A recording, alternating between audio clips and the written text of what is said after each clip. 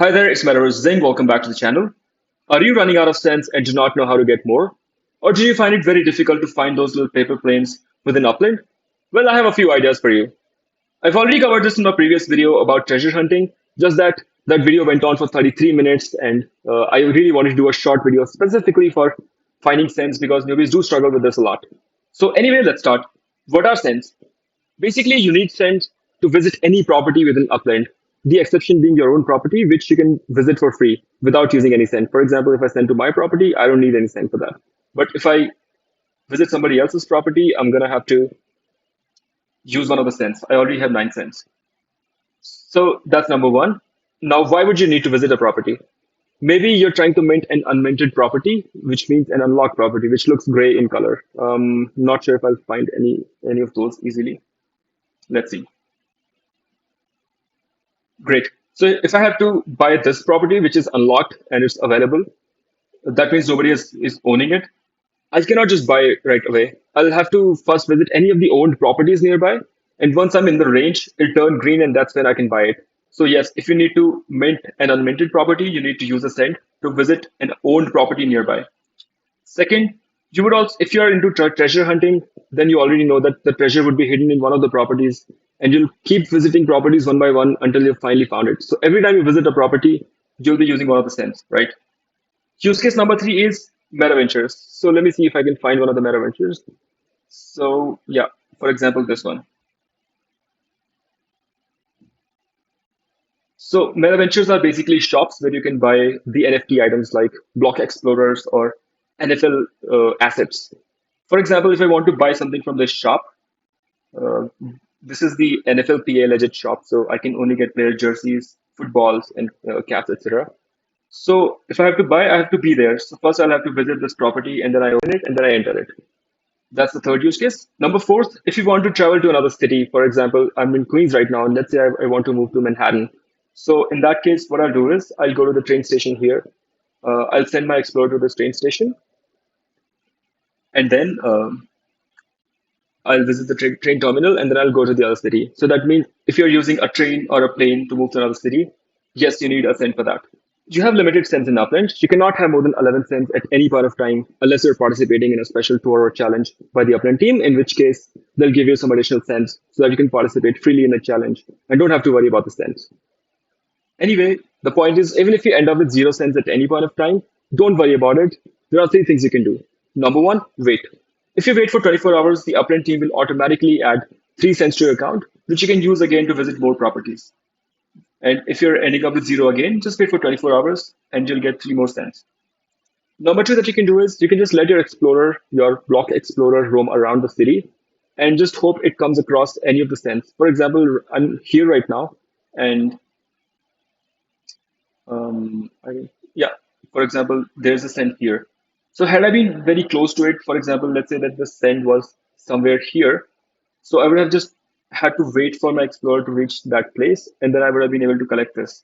So every time you collect this paper plane, you would get somewhere between 1 to 6 cents. That's from my personal experience. I'm not sure if you can get a 7 or an 8, but 1 to 6 for sure. And yes, in a way that it does not exceed 11 at any point of time. The second thing, when you're letting your explorer roam around the city, it leaves a trail. This gray line that you see, it's the trail of my explorer, and anything that comes close to this trail is actionable. For example, my trail ends somewhere here, so I would be able to.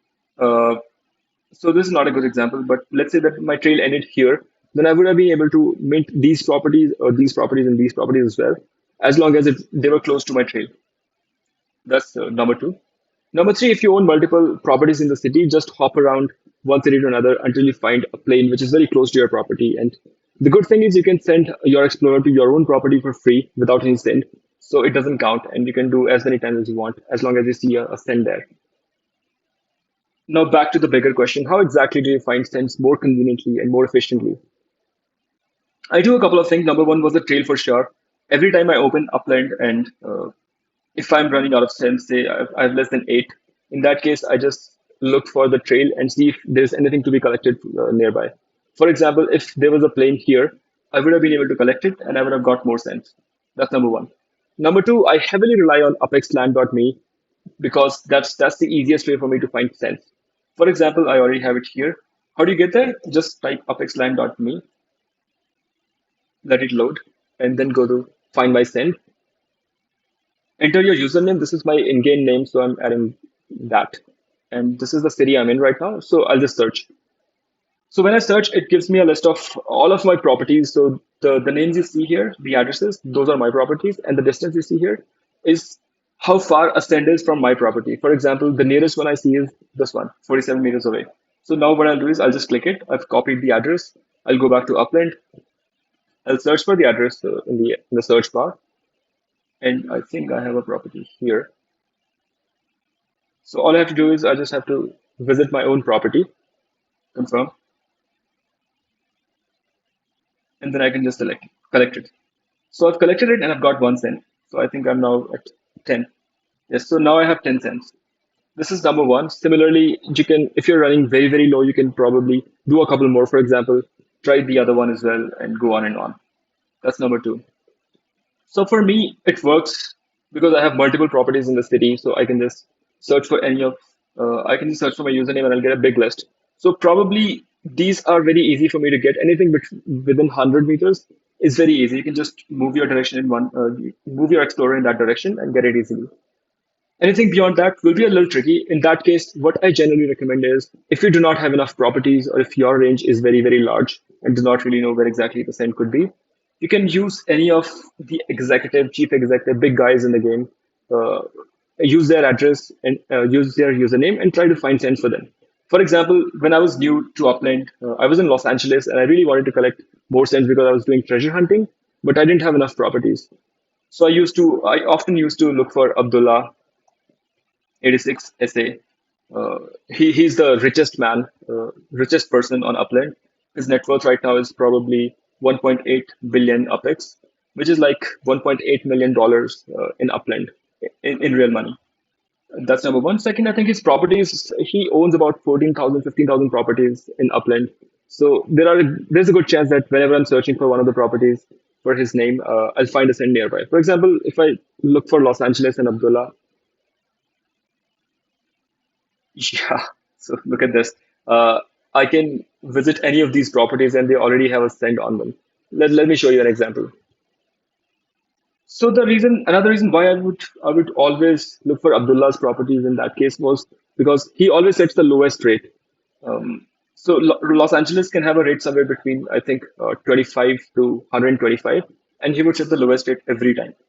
I think it's this one. So yeah, it's 25 OPEX, which is the lowest rate, and here's the property, and here's the paper plane. So that's how it works. You can also visit my properties, although I don't have a lot of properties. It should be somewhere around 415 total, 462. So even if you visit my property, it's okay because I also have the lowest rates everywhere. For example, in Queens, it's 20 UPEX. In Los Angeles, it's 25 UPEX. That's the thing number two that you can do. The next is you can also look for a map, send map on Upexland. For example, when I'm getting a little bored or I just want to, anyway, back to this. Yeah, if you're getting a little bored or you want to optimize the number of sends you get, for example, um, I have limited number of sends available and I want to collect more planes. So I'll just go to upexland.me and to find my send, and then I look for this show map of all sends. Now it'll open a map, a Upland map with all the sends available. For example, I'm in Queens right now, so I'll see if I can find something really interesting in Queens. Wow, look at that. So these are all the sends available in the game right now. So again, my objective will be to find something which is very, very close so that I can collect probably two planes in one visit. So these two look really, really close to me. For example, if I visit this property here, I should be able to get both.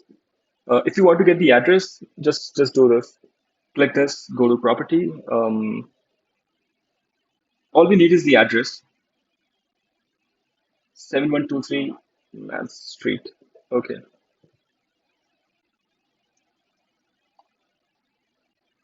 Yes, this one.